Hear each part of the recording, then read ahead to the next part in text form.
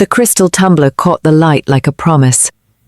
Maya Vance had been on her feet for 11 hours, and the man in the white suit at table 7 was about to die.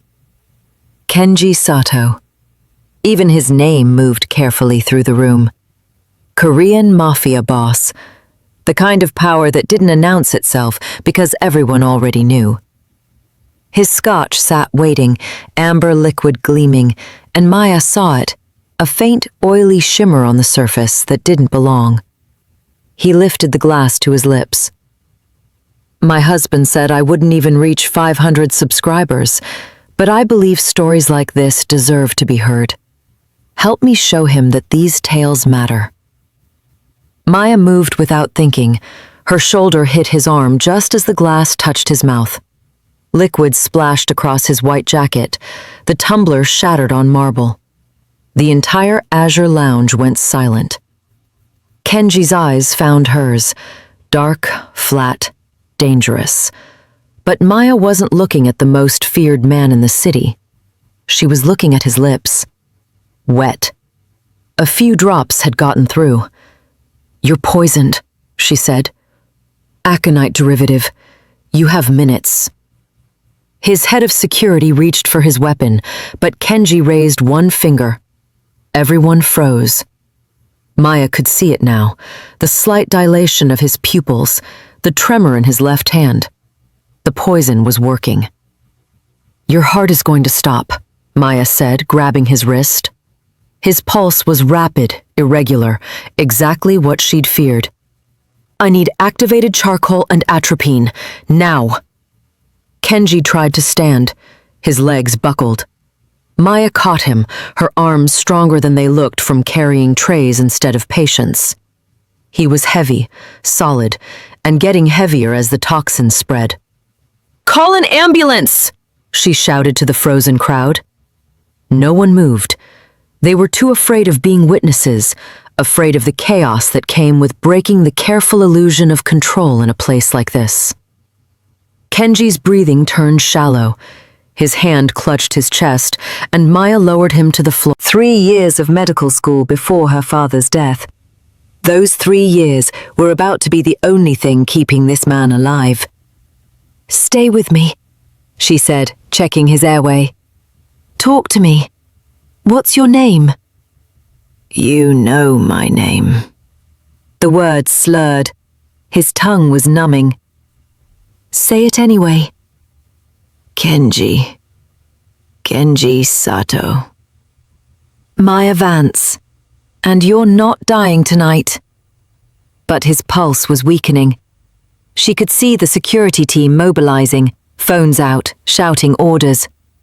The ambulance would take 12 minutes minimum. Kenji didn't have 12 minutes. His lips were turning blue, his chest rising and falling in rapid, shallow gasps. Maya made a decision. She'd seen this toxin before in her pharmacology rotation. A synthetic cardiac glycoside designed to mimic natural heart failure. Untreatable in an ER, survivable only with immediate intervention. "Who did this?" she demanded, looking at the security team. "Who served him that drink?" A man in a dark suit stepped forward, face pale. "It was already here when we arrived. Mr. Sato's usual order." Someone had been in this room. Someone who knew his routine, his preferences, his table.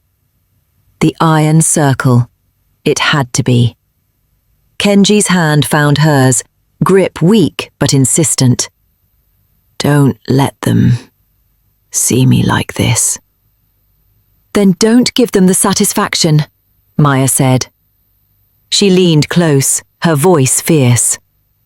"Fight! You're going to owe me for this." His eyes locked on hers, and for just a moment, something shifted behind that lethal gaze. Recognition. Respect.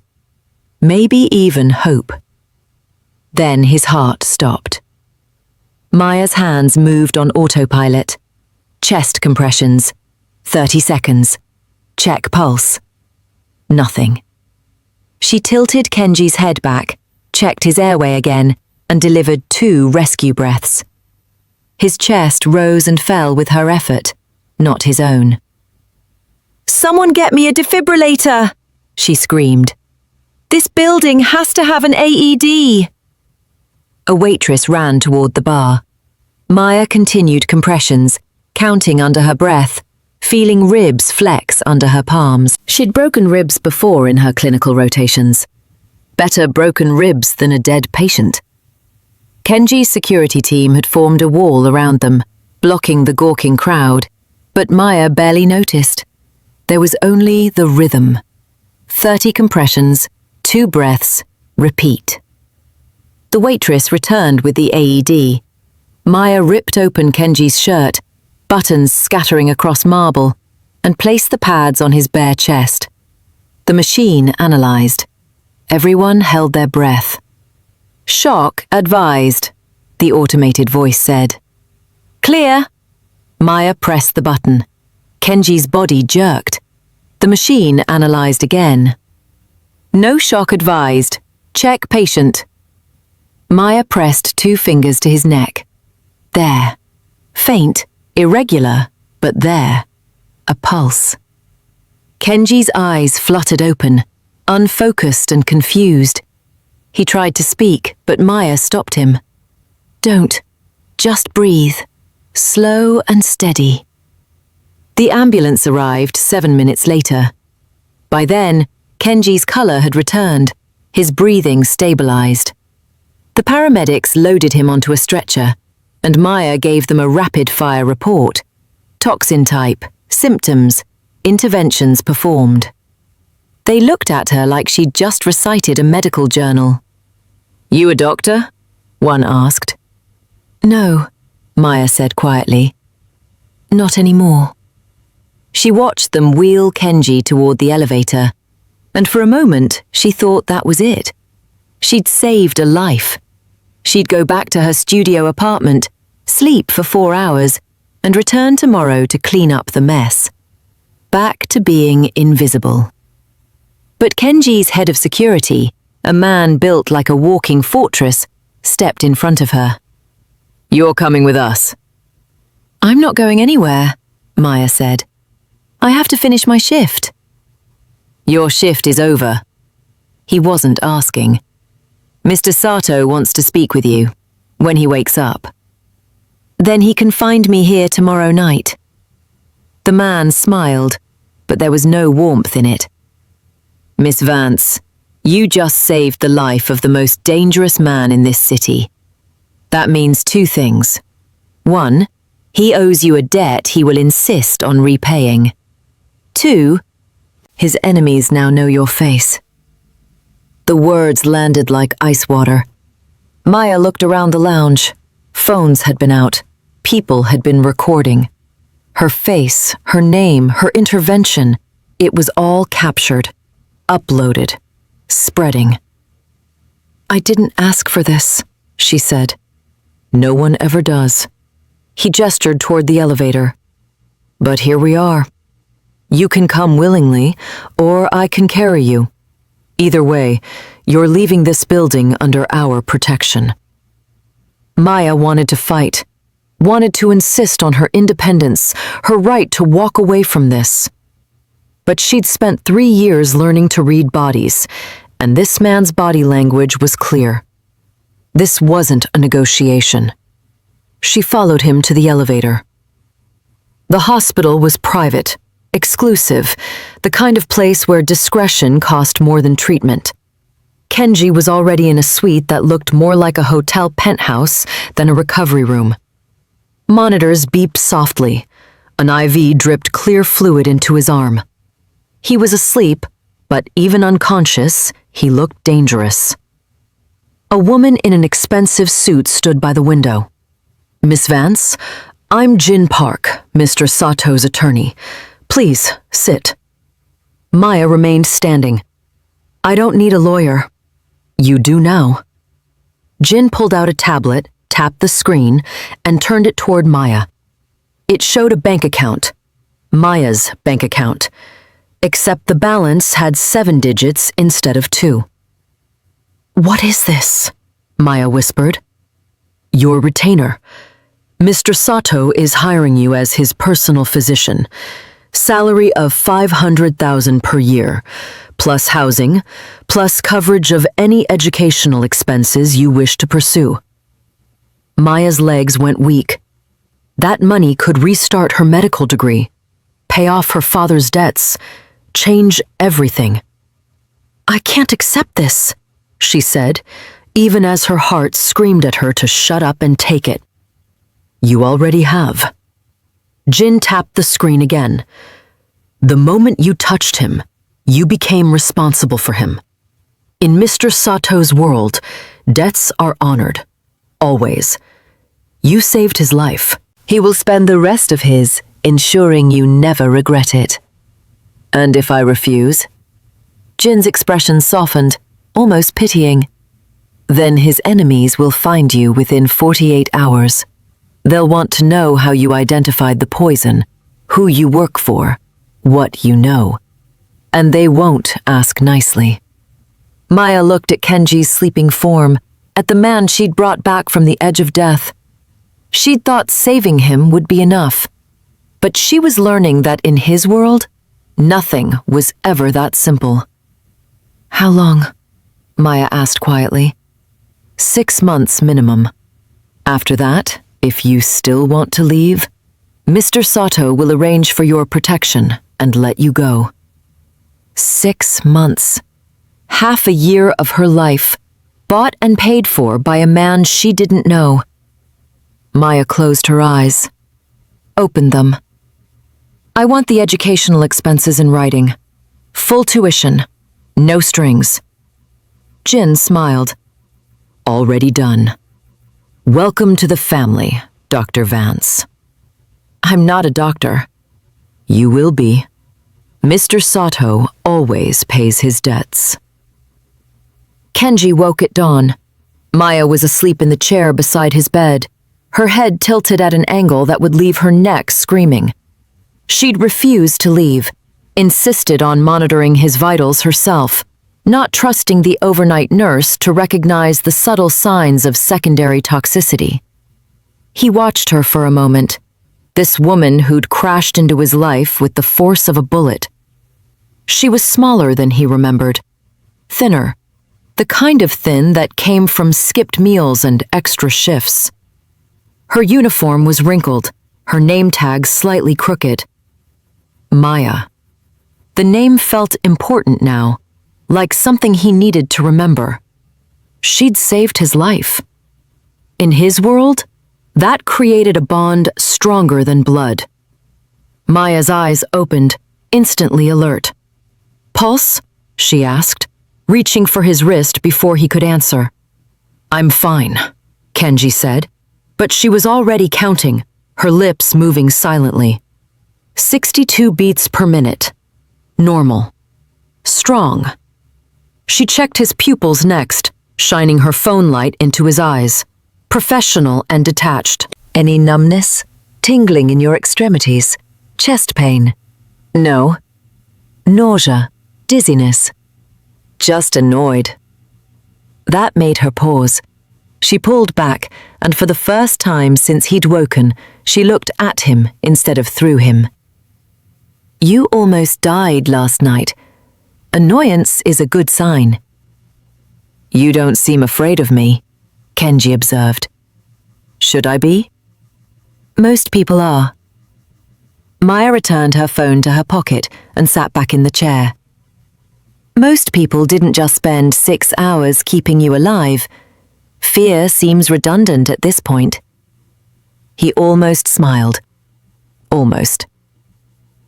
"Jin told you about the arrangement." "The golden handcuffs? Yes." "You could have refused." "Could I?" Maya's voice carried an edge now. "Your attorney made it clear that refusing meant becoming a target, so let's not pretend I had a choice." Kenji shifted in the bed, and Maya's hand immediately moved to stop him. "Don't. You're still recovering. The toxin damaged your cardiac muscle. Any strain—" "I've been shot 4 times. Kenji interrupted. Stabbed twice. I know what recovery feels like. Maya's expression didn't change, but her eyes did. They traveled across his chest, his arms, cataloguing scars he usually kept hidden under expensive suits. He saw her pause on a particularly nasty one near his ribs, a knife wound that had nicked his liver. She reached out, almost unconsciously, her fingers hovering over the raised tissue. "Who did this?" she asked quietly. "Someone who's dead now." "That's not an answer." "It's the only one that matters." Kenji caught her wrist, gently but firmly. "You're staring." "I'm assessing. There's a difference." But she pulled her hand back. "You have the body of someone who's been in a war. Multiple fractures, healed incorrectly, scar tissue that suggests repeated trauma. Your left shoulder sits slightly lower than your right, old dislocation that wasn't properly set." "You can see all that?" "I was trained to see all that." Maya stood, moving to the window. Dawn light painted the city gold. "Your body tells a story, Mr. Sato, and it's not a happy one." Kenji said nothing. She was right, of course. Every scar was a chapter. Every healed bone was a lesson in survival. "My father used to say that the body keeps score," Maya continued. "That you can lie with your words, but your body always tells the truth." She turned back to face him. "Your body says you never wanted this life. That you're tired. That you're in pain more often than you'd admit." The observation landed harder than it should have. Kenji kept his face neutral, but inside, something shifted. No one had ever looked at him and seen past the power, the fear, the carefully constructed armor. "Your father was a doctor?" he asked. "Trauma surgeon. He died 3 years ago. Uninsured patient came in with a gunshot wound. My father operated for 11 hours, saved his life. 2 days later, the patient's gang retaliated against the hospital for snitching to police. My father was in the parking lot when they opened fire." Her voice was steady, clinical, but Kenji heard the fracture underneath. "He bled out before the ambulance arrived. Ironic, really. A surgeon dying from a wound he could have treated in his sleep." "I'm sorry," Kenji said, and meant it. Maya shrugged. "His death bankrupted me. Medical school debt plus his hospital bills plus funeral costs.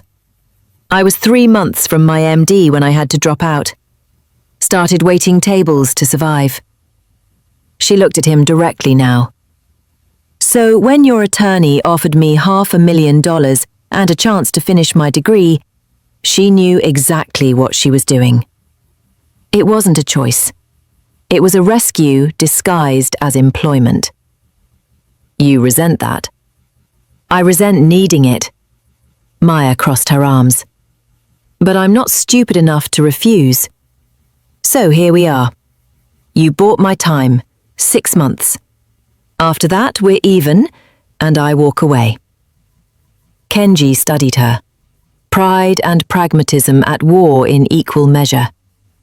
She reminded him of himself, before the life had beaten the hope out of him. "What if I could give you more than time?" he asked. "I don't want more from you." "Not from me. For yourself."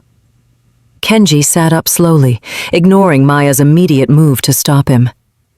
"You saved my life, using 3 years of medical training and quick thinking. Imagine what you could do with the full degree, the resources, the access. I don't need your charity." "It's not charity, it's investment." He met her eyes. "You want to finish medical school? I'll pay for it. All of it. Books, tuition, housing. You want a residency at the best trauma program in the country? I'll make a phone call. You want to open your own practice in your father's neighborhood? I'll fund it. Maya's jaw tightened. In exchange for what? Keep me alive for 6 months. After that, the debt is paid and everything I promised is yours. No strings. No obligations. Why?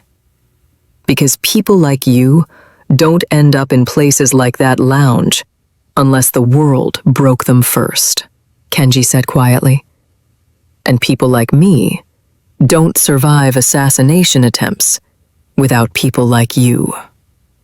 He extended his hand. 6 months. Then you're free.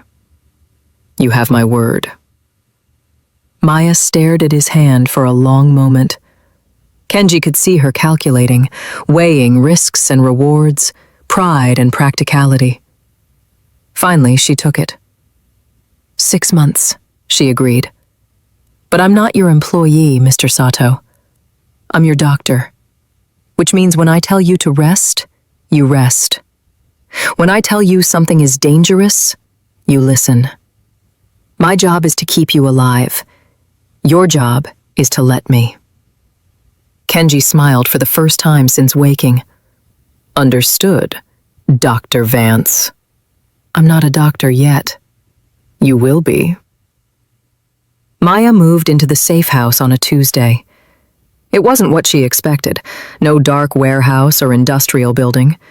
Instead, it was a renovated brownstone in a quiet neighborhood, the kind of place where young families walked dogs and joggers passed by without a second glance. Camouflage through normalcy. Kenji's team had already moved her belongings from her studio apartment. The few boxes looked pathetic in the spacious bedroom they'd assigned her. A bed that cost more than 3 months of her old rent. A bathroom with heated floors. Windows that she quickly realized were bulletproof. You'll have 2 guards outside at all times, Jin explained, walking her through the security protocols. Rotation every 8 hours. You don't leave without escort. You don't answer the door. You don't... I get it, Maya interrupted. I'm a prisoner with nice furniture. Jin's expression softened slightly. You're a target with protection. There's a difference.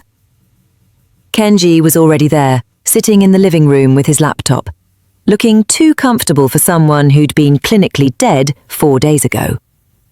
Maya immediately moved to check his vitals, ignoring his protest.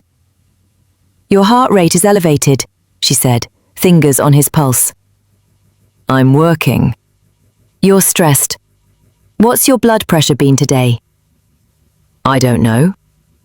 Maya pulled out the portable BP cuff she'd made him buy and wrapped it around his arm. Stay still. 140/95. Not terrible, but not good. She made a note on her phone. You need to reduce your workload, she said. That's not possible. Then you need better stress management, meditation, exercise, something that doesn't involve running a criminal empire. Kenji looked at her like she'd suggested he take up knitting. I don't meditate. Then you're going to stroke out before 40, and all my hard work last week will be wasted. Maya pulled up a chair. I'm serious. The toxin weakened your cardiac muscle. Your body needs time to heal, and stress hormones impede that process. Either you slow down, or I'm clearing my schedule for your funeral. You're very direct. You hired me to keep you alive, not to be polite. He almost smiled. Fair enough. The attack came at 2 in the morning. Maya woke to the sound of breaking glass. Not the sharp crack of a window, but the deep, resonating shatter of a door being breached. She was on her feet before her brain fully processed the sound, instinct from late-night ER rotations kicking in. Gunfire. Close. Downstairs. She grabbed her phone and ran to Kenji's room. He was already awake, dressed, a gun in his hand that he definitely hadn't had 4 days ago when he was nearly dead. Stay behind me, he ordered. You have a weakened heart and— Maya, behind me, now. More gunfire. Shouting. The wet thud of bodies hitting floor. Maya's medical brain catalogued sounds she wished she didn't recognize. The guards downstairs were fighting, dying, buying them time. Kenji moved toward the stairs, but Maya grabbed his arm. No, you go down there, you die. Your heart can't take the adrenaline surge. They're my men. And you're my patient. She pulled him toward the bedroom's walk-in closet. There has to be a panic room. Please tell me there's a panic room. Kenji hesitated for just a second, then pressed his palm against what looked like a regular wall panel. It slid open, revealing a reinforced steel door. Inside was a small room with monitors showing camera feeds of the entire house. On the screens, Maya watched men in black tactical gear sweep through the first floor. One of Kenji's guards was down, not moving. Another was pinned behind the kitchen counter, returning fire. The odds were bad and getting worse. Call for backup, Maya said. Already done. They're 6 minutes out. 6 minutes? The guard wouldn't last 6 minutes. On the monitor, Maya watched one of the attackers pull something from his vest. A grenade. He pulled the pin and threw it toward the kitchen. No, Maya whispered. The explosion was muffled by the panic room's soundproofing, but she felt it through the floor. The monitor showing the kitchen feed went black. Kenji's jaw clenched. His hand tightened on his weapon. Maya could see his pulse jumping in his neck. Too fast, too hard. She pressed her fingers to his wrist. 120. Your heart rate is 120. You need to breathe. My guard just died. And you'll join him if you don't calm down. She stepped in front of him, forcing him to look at her instead of the screens. Breathe. In through your nose, out through your mouth. 4 counts in, 6 counts out. This is not the time. This is exactly the time. Your heart is still healing. An adrenaline spike right now could trigger arrhythmia, and I don't have a defibrillator in this closet.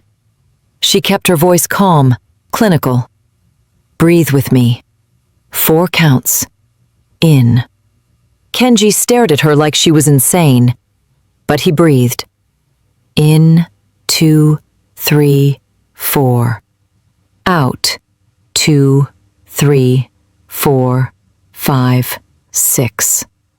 On the monitors, the attackers were moving upstairs, checking rooms, getting closer.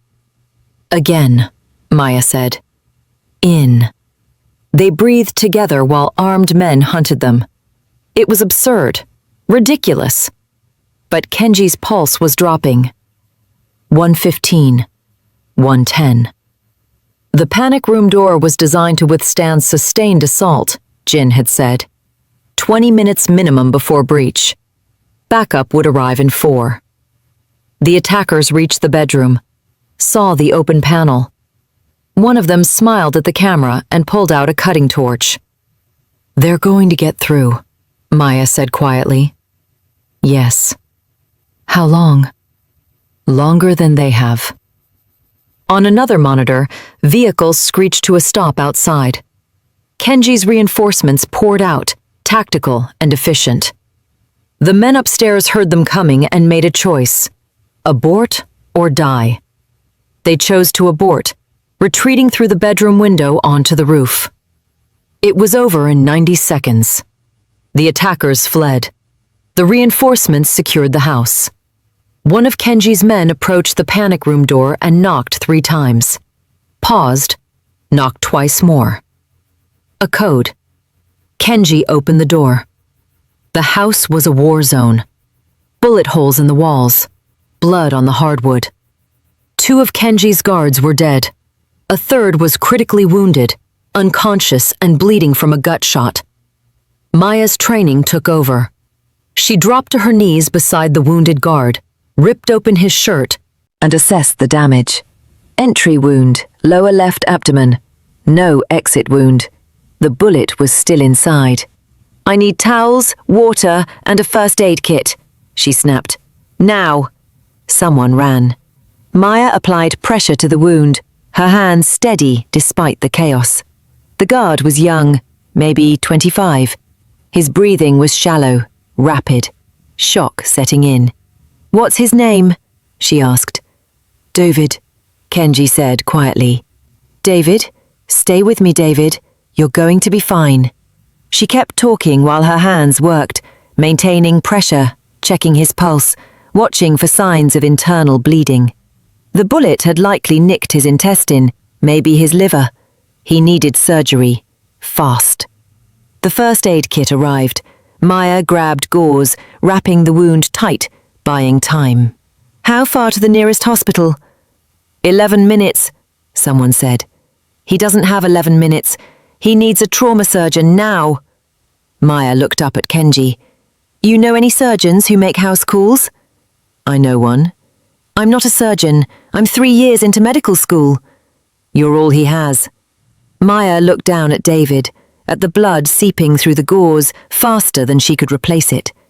She thought of her father, of the 11-hour surgery that saved a life. She thought of every trauma rotation she'd observed, every procedure she'd studied but never performed. Clear the dining table, she said. I need boiling water, clean sheets, every bottle of alcohol in this house, and someone with steady hands to assist. Move! They moved. Maya operated on a dining room table with a medical student's knowledge and a surgeon's desperation. She'd never done this before, never held a scalpel outside a cadaver lab. But David was dying, and she was all he had. She found the bullet lodged against his L4 vertebra, removed it, sutured the intestinal nick, cauterized bleeders. The entire time, her hands stayed steady, her mind cold and focused. This wasn't the Azure Lounge. This wasn't Kenji's poisoned drink. This was war zone medicine, the kind her father had done before trauma centers and sterile ORs. 2 hours later, David was stable, alive. His breathing had normalized, his bleeding stopped. Maya's hands were covered in his blood, her clothes ruined, her entire body shaking with post-adrenaline tremors. Kenji's men were staring at her like she'd performed a miracle.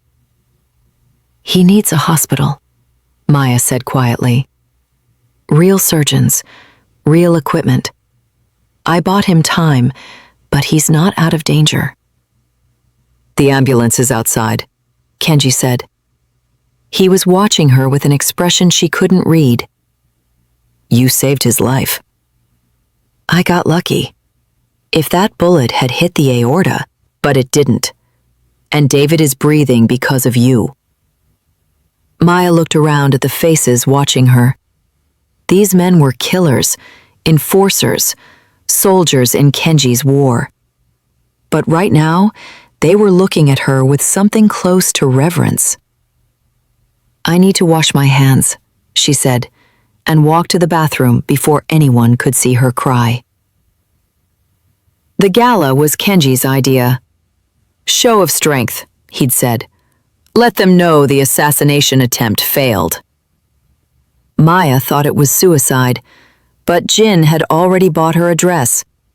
Deep emerald silk that cost more than her old monthly rent. She'd argued, lost. And now she was standing in a ballroom, surrounded by the city's elite, playing the role of Kenji's mysterious physician. Smile, Kenji murmured as they moved through the crowd. You look like you're at a funeral. I'm at a room full of people who want you dead. Forgiveness if I'm not enjoying myself. Only half of them want me dead. The other half want to do business with me. Comforting. The event was a charity auction. Politicians, business moguls, and carefully concealed criminals, all pretending to care about underprivileged children. Maya recognized the performance.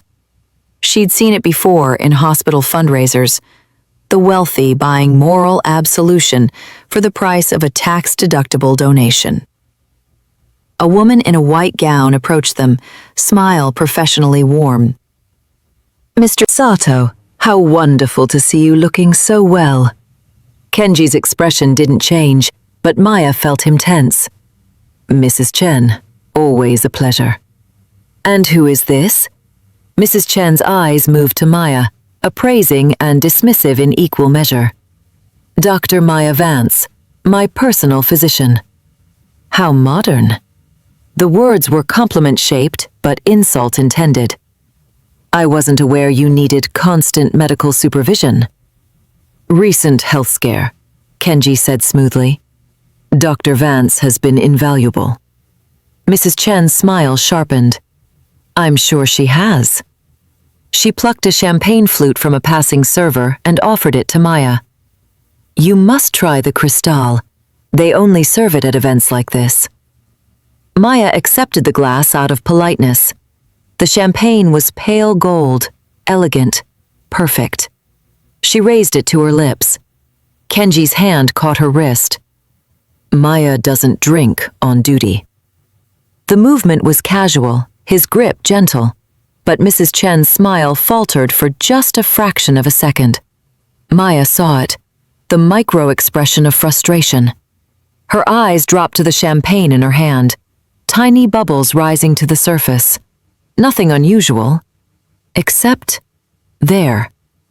A faint, oily shimmer at the rim of the glass, barely visible in the ballroom light. Maya's blood went cold. "You're right," she said, her voice steady. "I don't." She handed the glass back to Mrs. Chen. "Thank you, though." Mrs. Chen's professional mask returned instantly. "Of course. Enjoy your evening." She melted back into the crowd. Kenji pulled Maya aside, his voice low. "What was in the glass?" "I don't know, but the same substance that was in your scotch." She was scanning the room now, looking for Mrs. Chen, but the woman had vanished. "She just tried to poison me." "Why?" "Because I saved you. Because I'm a witness. Because I'm—" Maya stopped. Her heart was racing, and not from fear. From something else. A warmth spreading through her chest, down her arms. "Kenji." He turned, and his expression changed instantly. "What's wrong?" "I didn't drink it." "I didn't," but my lips touched the rim.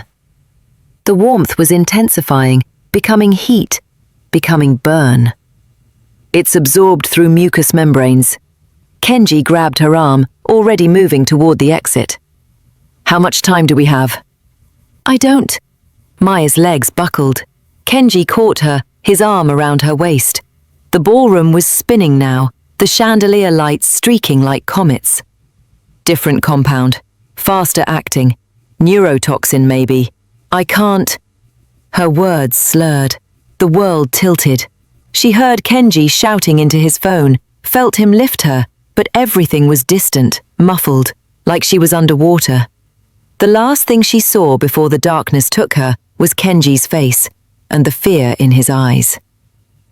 She woke in pieces. First, sound, the steady beep of a heart monitor. Then, sensation, the scratch of hospital sheets, the weight of an IV in her arm. Finally, sight, fluorescent lights too bright, making her wince. "Maya." Kenji's voice, rough and tired. He was sitting beside her bed, and he looked terrible. Unshaven, still in his tuxedo shirt, wrinkled and blood-stained. She tried to speak. Her tongue felt thick, uncooperative. "What?"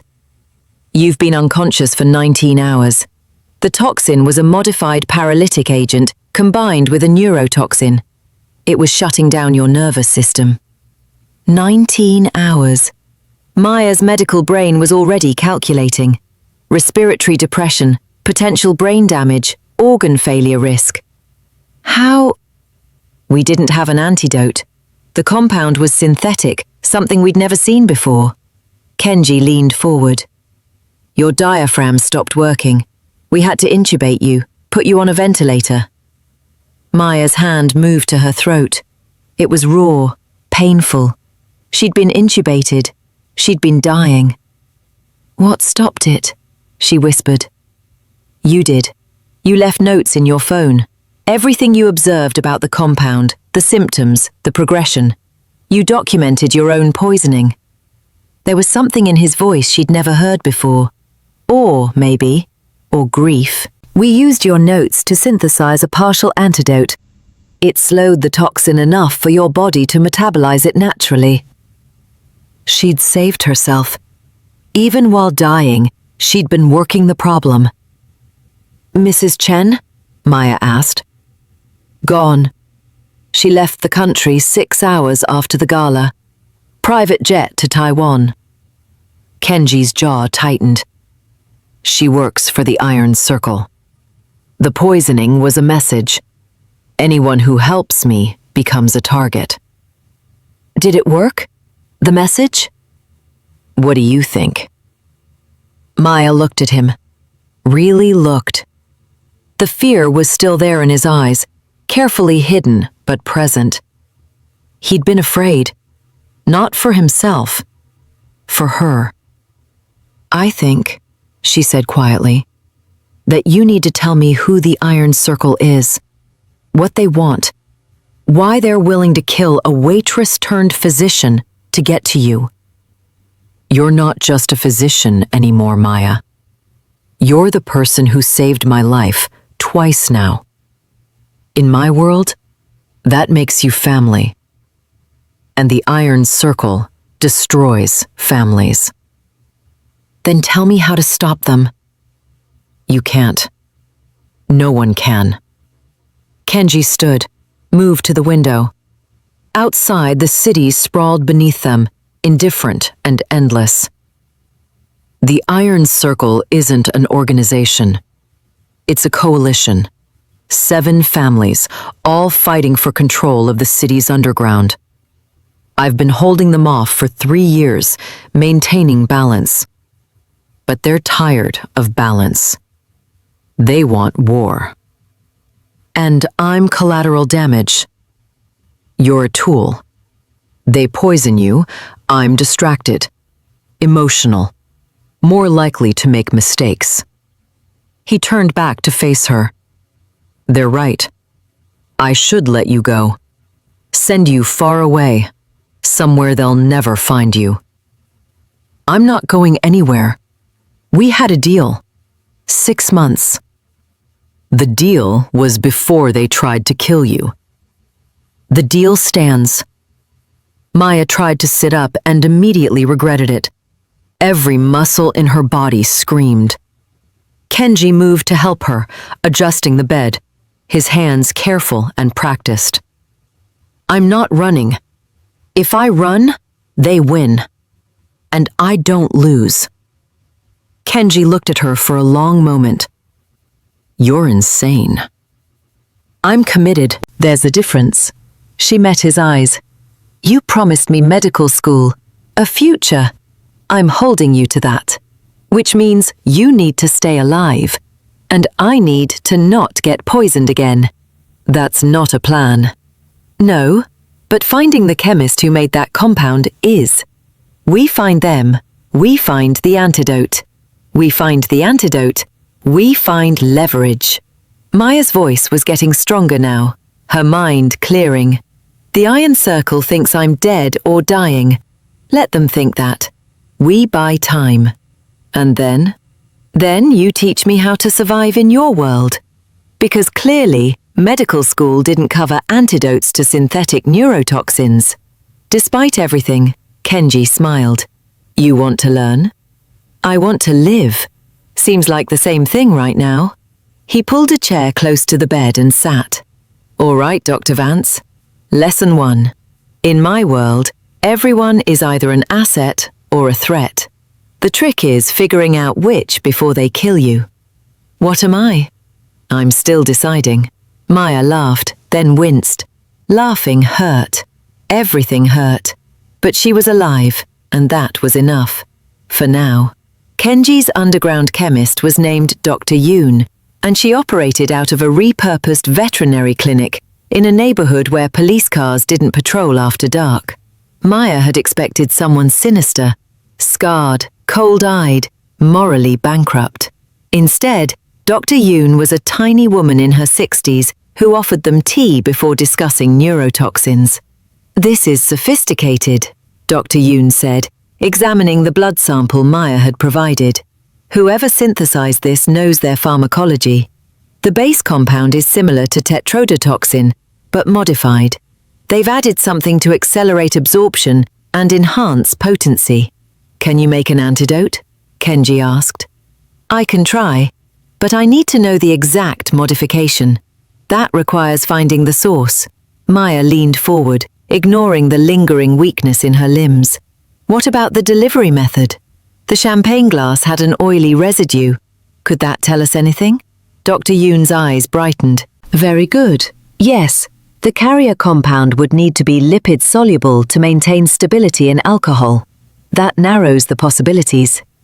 She pulled out a laptop, her fingers flying across the keyboard. "There are only 3 labs in the city with the equipment to synthesize something this complex. 2 are university-affiliated. The 3rd is private, funded by—" She paused, frowning at the screen. "Funded by who?" Kenji asked. "Chen Pharmaceuticals." The name landed like a physical blow. Maya's mind raced. Mrs. Chen at the gala, the poisoned champagne. It wasn't just a message, it was a demonstration. "She's not just Iron Circle," Maya said. "She's their chemist." Kenji's phone was already out. "Where's the lab?" "Industrial District, Warehouse 14 on the waterfront." Dr. Yoon was writing rapidly on a piece of paper. "But Mr. Sato, if she's synthesizing toxins at scale, this isn't just about you anymore. This is about control. She could poison water supplies, HVAC systems, anywhere she wants." "She won't.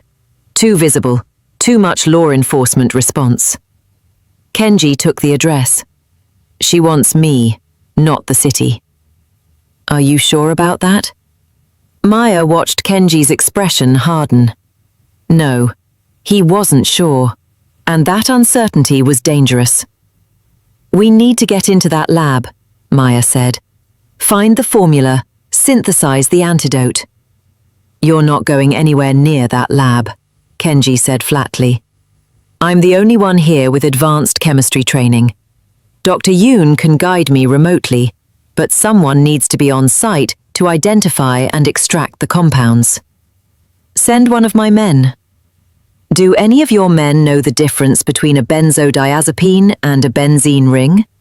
Can they read a chromatography readout?"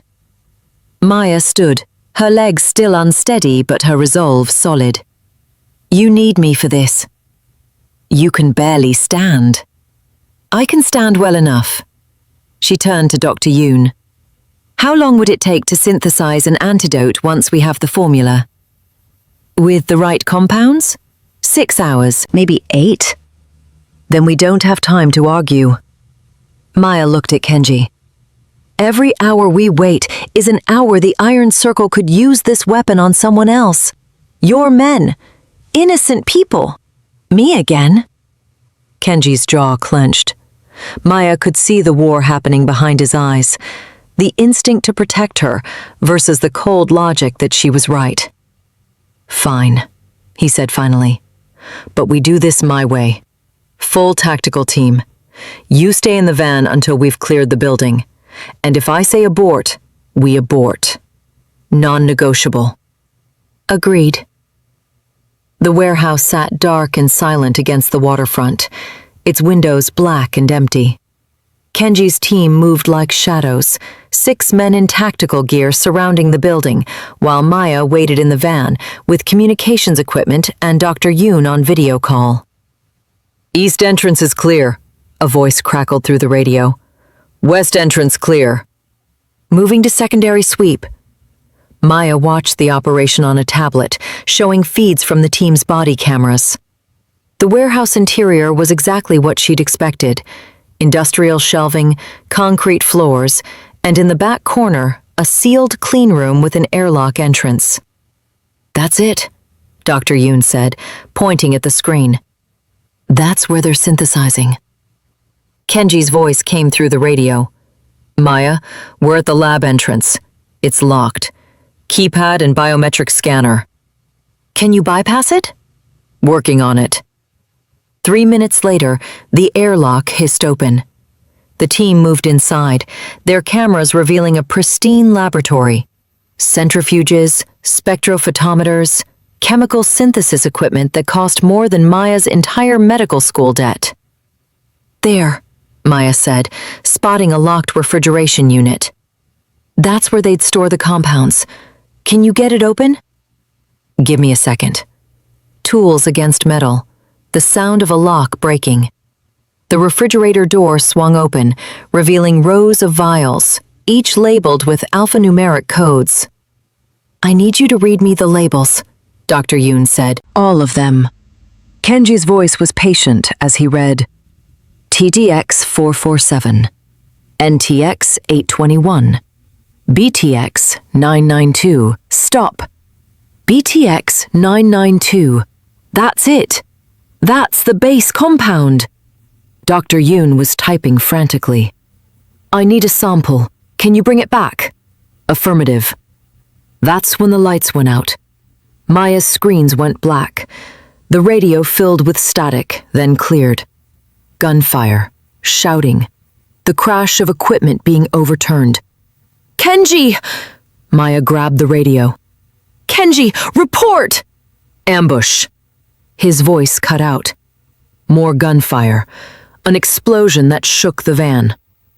Maya's training screamed at her to stay put, but everything else, every instinct, every piece of herself that had decided to save Kenji's life in the first place, demanded she move. She grabbed the medical kit and ran. The warehouse was chaos. Muzzle flashes lit the darkness like lightning. Maya stayed low, moving along the wall toward the lab.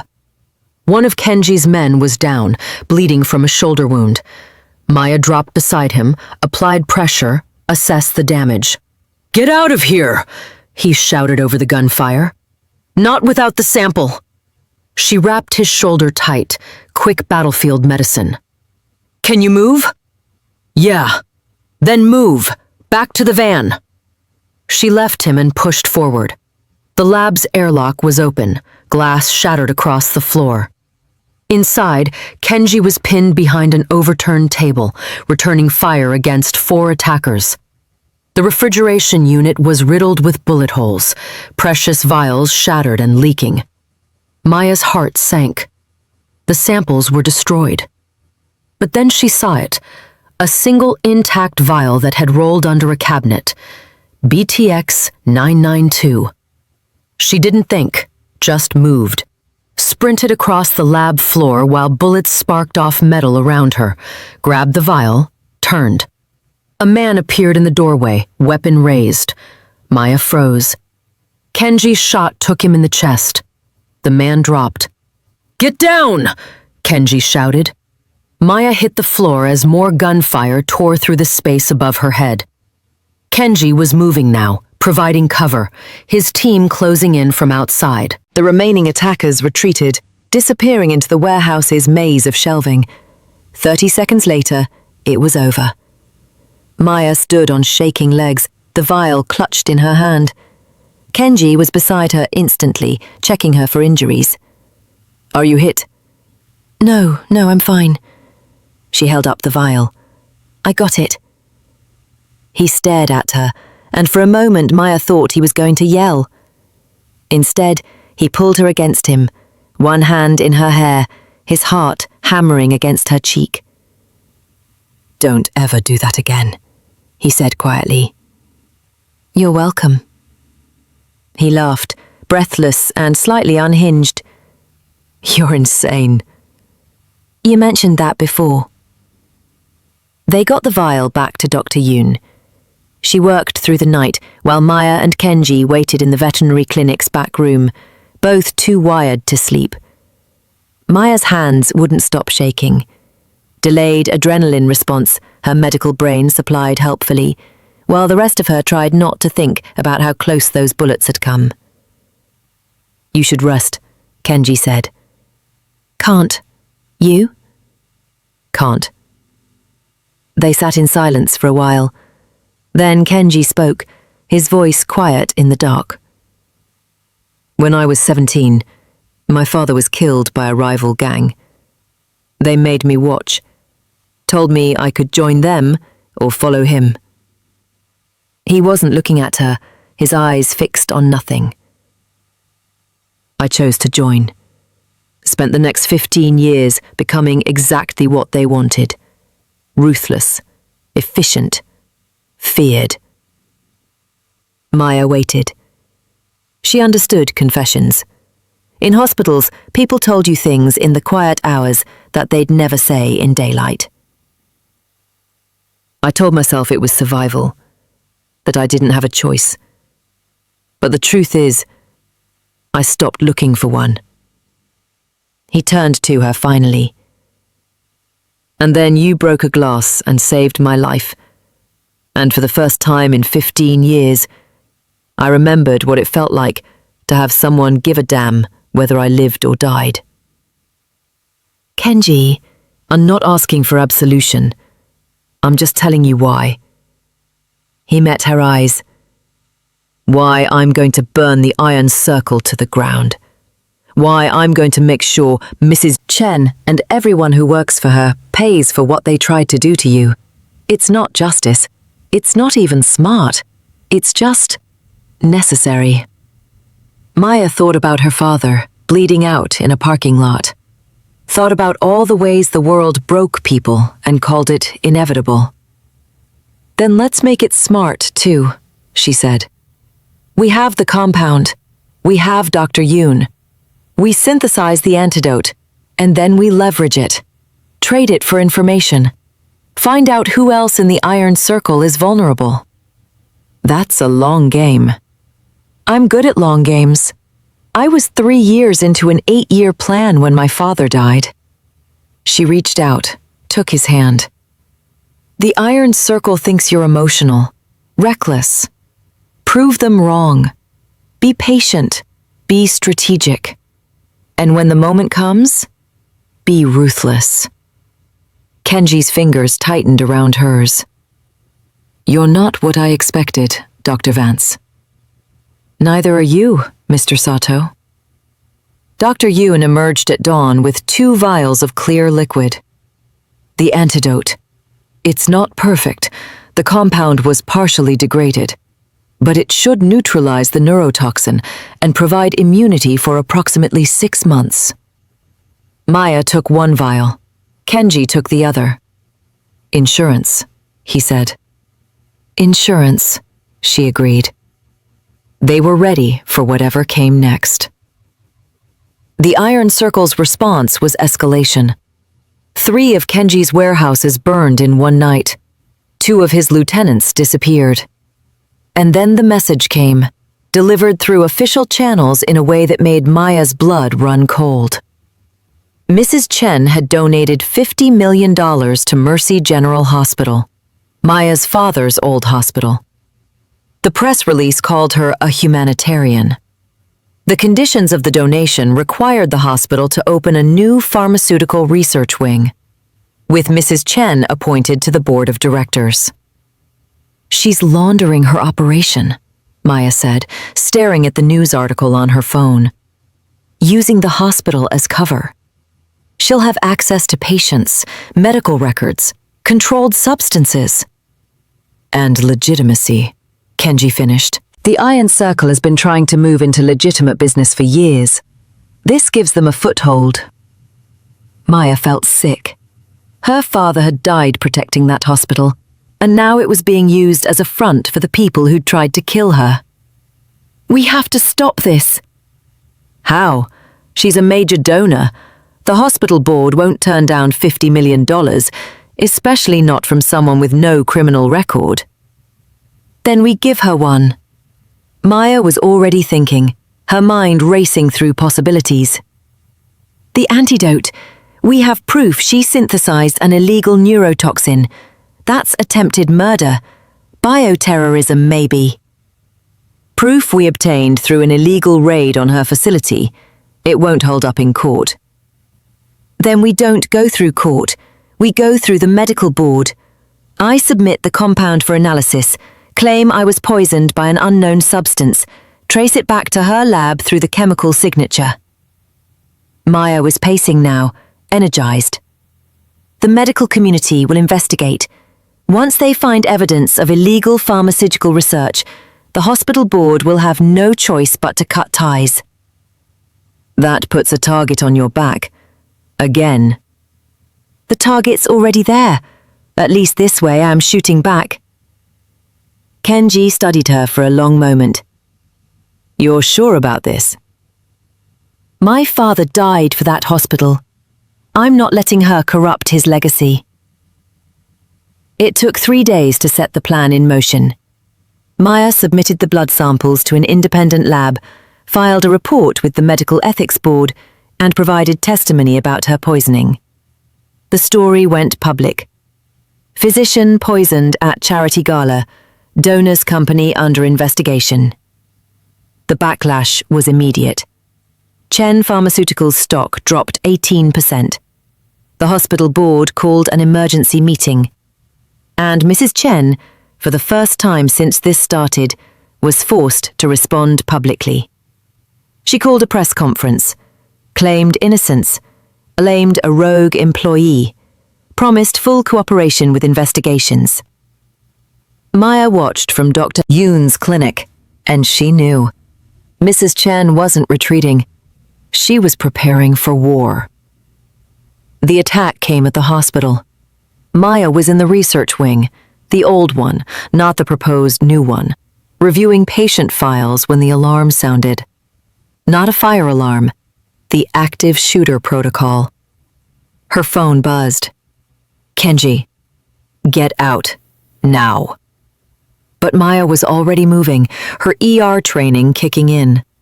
Active shooter meant casualties. Casualties meant people needed help. She grabbed a crash cart and headed toward the sound of gunfire. The main lobby was chaos, people screaming, running, diving behind furniture, security guards with weapons drawn. And in the center of it all, 4 men in tactical gear, firing methodically at anyone who moved. This wasn't a random shooting. This was an execution.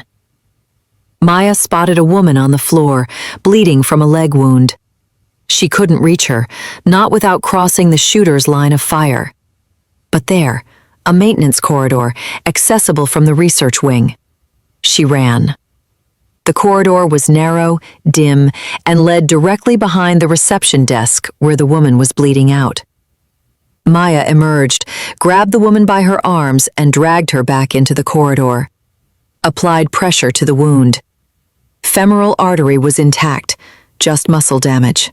Survivable. Stay here, Maya told her. Don't move. She went back. There were others. A security guard with a chest wound.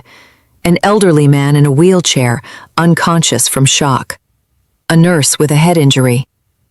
Maya moved between them like a ghost, stabilizing, stopping bleeds, keeping people alive while bullets tore apart the lobby.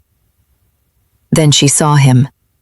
One of the shooters was moving toward the elevators, toward the upper floors where the ICU was located, where patients on ventilators, in post-op recovery, couldn't run. Maya didn't have a weapon, didn't have backup, had nothing but a crash cart and 3 years of incomplete medical training. She stepped into his path. The shooter stopped, surprised. His weapon started to rise. Maya grabbed the defibrillator from the crash cart, ripped off the safety, and pressed the paddles against his tactical vest. 300 joules of electricity discharged directly into his chest. He dropped like a stone, convulsing. Maya didn't wait to see if he recovered. She grabbed his weapon, something she'd never held before, heavy and foreign in her hands, and kept moving. The other shooters had seen her, were turning. Maya dove behind the reception desk as bullets shredded the counter above her head. Then Kenji was there, He came through the main entrance with his full team, tactical and professional, and the shooters didn't stand a chance. The firefight lasted 40 seconds. When it ended, all 4 attackers were down, disarmed, and bleeding. Kenji found Maya behind the reception desk, still clutching the weapon she'd taken, her entire body shaking. "Are you hurt?" His hands were on her face, her shoulders, checking for wounds. "No, there are people injured. I tried to stabilize them, but EMTs are here. They'll handle it." He pulled her to her feet. "We need to leave before police arrive." "I can't. I'm a witness. I have to—" "Maya." His voice was firm. "Mrs. Chen sent those men. They weren't here for me. They were here for you.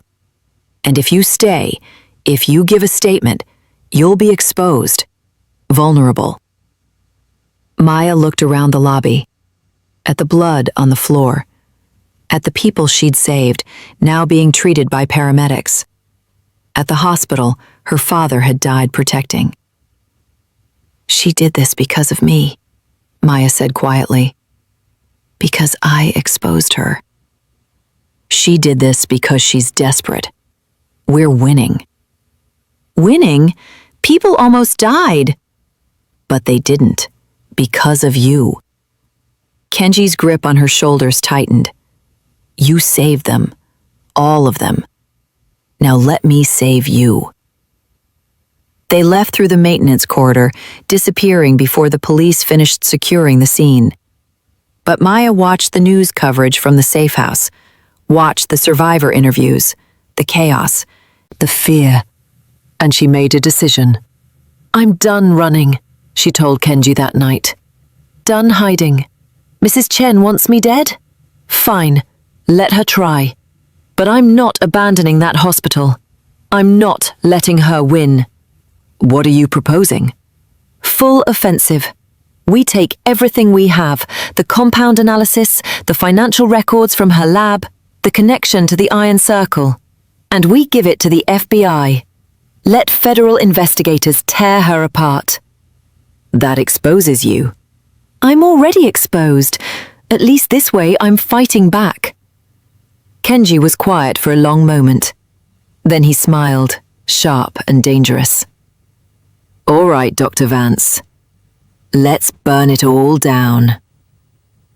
The FBI raided Chen Pharmaceuticals on a Tuesday morning. Maya watched the news coverage from Dr. Yoon's clinic, her heart hammering as agents carried out boxes of evidence, computers, files.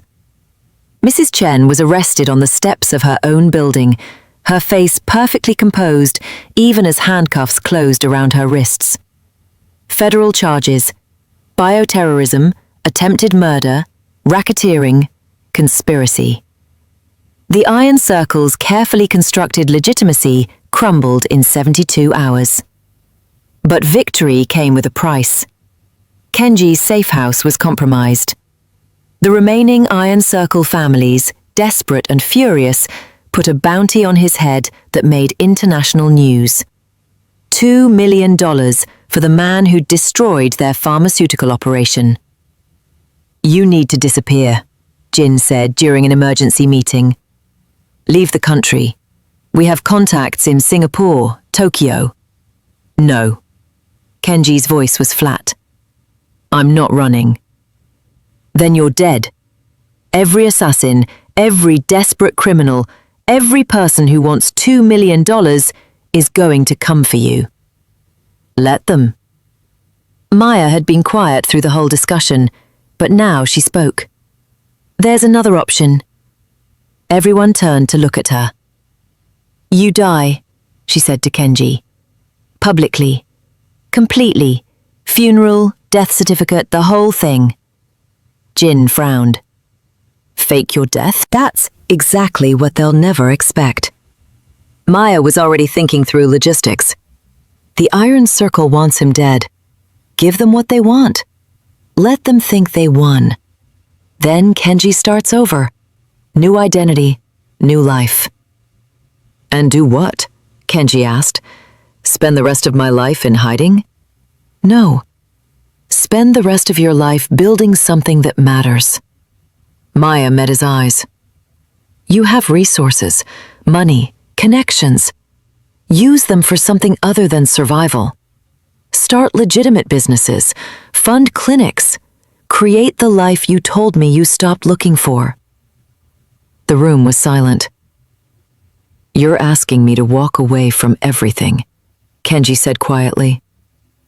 I'm asking you to walk towards something better. He stared at her for a long moment. Then he started to laugh, quietly at first, then louder. You realize you're describing retirement. I'm describing survival, the kind that doesn't involve looking over your shoulder for the rest of your life. Jin was already warming to the idea. We could stage a car accident, make it look like retaliation from the Iron Circle, closed casket funeral, DNA evidence from the crash site. It would have to be convincing, Kenji said. The Iron Circle won't pay the bounty unless they're certain I'm dead. Then we make them certain. Maya pulled out her phone. I have an idea. The death of Kenji Sato was front-page news. A car bombing outside his downtown office, timed to look like professional assassination. The vehicle was obliterated. Forensic evidence confirmed his DNA at the scene. Security footage showed him entering the car moments before the explosion. Maya provided a tearful statement to reporters. Mr. Sato was a patient and a friend. His death is a tragedy. The funeral was private, but well attended. Business associates, criminal contacts, politicians, everyone who'd orbited Kenji's world came to pay respects to the closed casket. Maya stood in the back, watching faces, reading reactions. Everyone believed it. The Iron Circle families called off the bounty. The threat was neutralized. Kenji Sato was dead. Except he wasn't. 3 months later, Maya defended her doctoral thesis at Stanford Medical School. The scholarship that had paid for her final 2 years came from an anonymous donor. But Maya knew exactly who it was. She graduated top of her class. Dr. Maya Vance, MD. The job offers came immediately. Prestigious hospitals, research positions, trauma centers across the country. She turned them all down. Instead, she opened a clinic. The Vance Community Trauma Center sat in the neighborhood where her father had grown up, where Maya had spent her childhood, where people still didn't have adequate healthcare. The funding came through a shell corporation, but the building was real. The equipment was state-of-the-art. The staff was talented and dedicated. And the anonymous donor who'd made it all possible never asked for recognition. Maya worked 70-hour weeks, treated gunshot wounds and overdoses, broken bones and chronic illness. Saved lives because she could, because her father had taught her that medicine was a calling, not a career. 6 months after Kenji's death, Maya received a letter.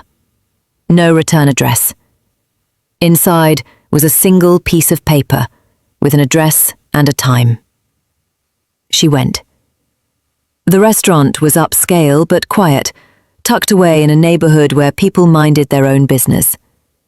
Maya arrived exactly on time and found a man sitting at a corner table, his back to the wall. She almost didn't recognize him. His hair was different, shorter, lighter. He'd grown a beard, wore glasses that changed the shape of his face. But his eyes were the same. Dark, steady, alive. Dr. Vance, Kenji said, standing as she approached. Congratulations on your graduation. Mr. Sato. She couldn't help but smile. You're looking well for a dead man. I'm going by Michael now. Michael Park. Boring and forgettable. Nothing about you is forgettable. He gestured to the chair across from him. Maya sat. A waiter appeared, poured wine, disappeared without a word. How's the clinic? Kenji, Michael, asked. Busy, understaffed, underfunded despite the generous donations. Perfect. Maya took a sip of wine. How's death? Surprisingly peaceful.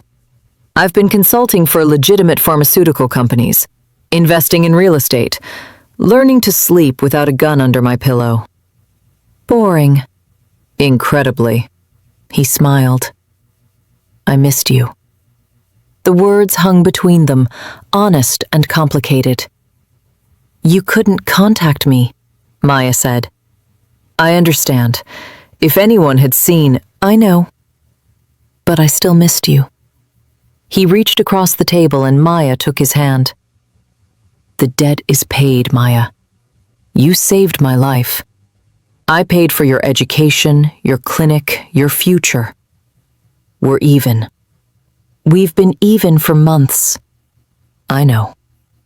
Maya looked at their joined hands. So why am I here? Because I want to be.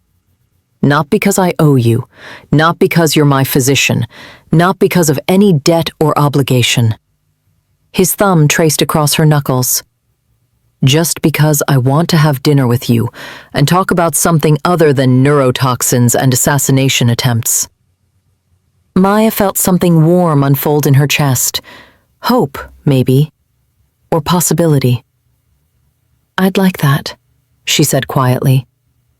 They talked for hours, about the clinic, about his new life, about everything they'd lost and found in the chaos of the past year. When the restaurant closed, they walked through the quiet streets, and Maya realized something had shifted. The debt was paid. The danger was over. What remained was choice. I have a guest house, Kenji said as they reached her car. At my new place. If you ever need somewhere quiet to work, to rest, it's yours. I'll probably never use it. The clinic is too busy. I know. But the offer stands. Maya looked up at him. This man she'd saved, who'd saved her in return. This impossible partnership that had started with a shattered glass and ended with a second chance at life for both of them. 6 months was a long time, she said. Longest 6 months of my life. Mine too. He kissed her then, gentle and careful, like she was something precious. When they pulled apart, Maya was smiling. I should go. Early surgery tomorrow.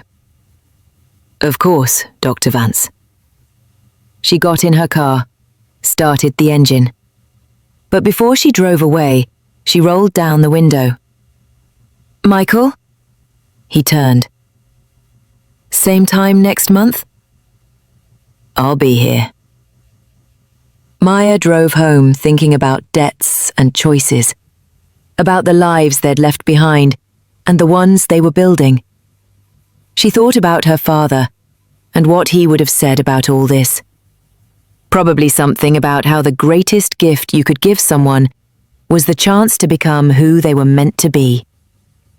Kenji had given her that chance, and she had given it to him in return. The debt was paid. But the story wasn't over. It was just beginning.